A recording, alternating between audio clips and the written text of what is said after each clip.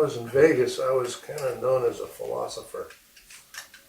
I used to have this thing I used to tell people. I says, there's two conditions, two steps to success.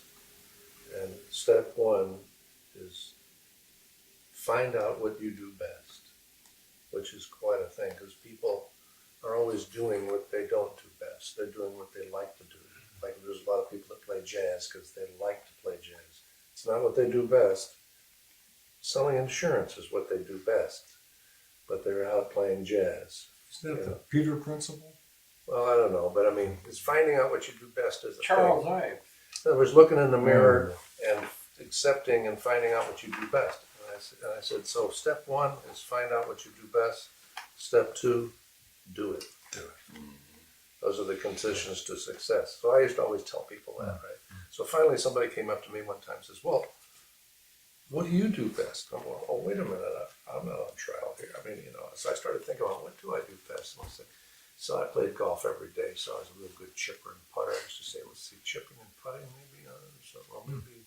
Finally, I came around, swirling around with all the things, the possibilities of what I do best, and I came up with, because when I used to play in shows in Vegas, we used to play around the Bear Act, and we played the occasional singers would come in, and we played singers. Occasionally, a singer would have a Bill Holman chart. Occasionally, in Vegas. We'd be playing, and the singer come on, we'd be clapping balls, so we played the Bill Holman chart. And I would get into this chart all of a sudden, I'd be kind of feel that I was linked to it. In other words, I felt that I could, my interpretation, I was at home with his writing for some reason. It was just some, we're playing these shows and stuff. All of a sudden, this one chart would come by, and it just happened to be a Willis chart, and I just kind of warmed into it somehow. And every time that happened, of course, in the rehearsal bands and the jazz bands and stuff, when we played the old Bill Holman charts, of course, we all loved playing them, But I just had this feeling, and so I finally told people, what do you do best? So finally, what I said to them was, well, what I do best is interpret Bill Holman charts like he intended them to be played. That's what I used to say back in Vegas years ago, right? So I come to L.A., and I just got to L.A. in 1984, and I was down at the Union paying dues or something, and there's Bill Holman. I saw him. That's my hero. Oh, shit, there's Willis, man.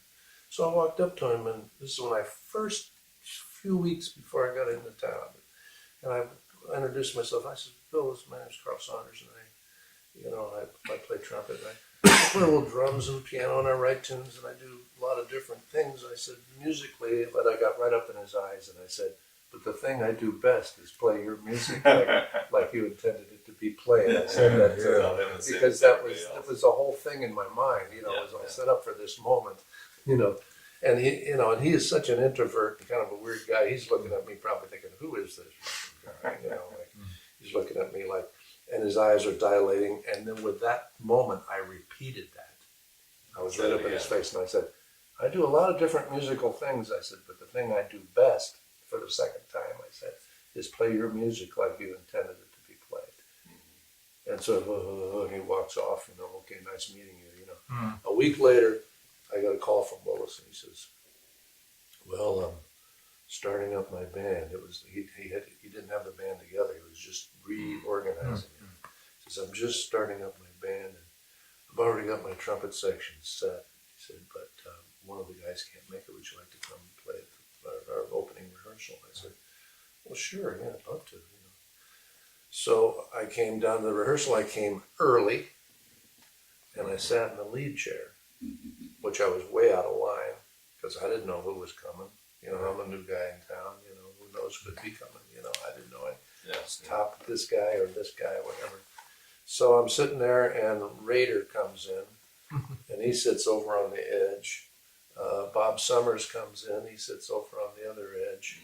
And Dennis Farias came in and sat in the second chair. And so we played the rehearsal. I didn't even, So later that week, he called me. He says, this is Willis again. It was Larry Lynetta was supposed to be the other trumpet player. So I figure probably Dennis would have played lead and Larry would have played second. I don't know how he would have set it up, you know. Yeah.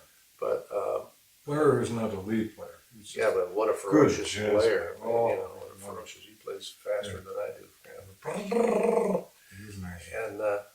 And so he calls me up and he says, "Well, you know, Larry's not going to be able to do the rehearsal. He's got to go up to Sacramento and do some show with his dad. Blah blah blah blah blah.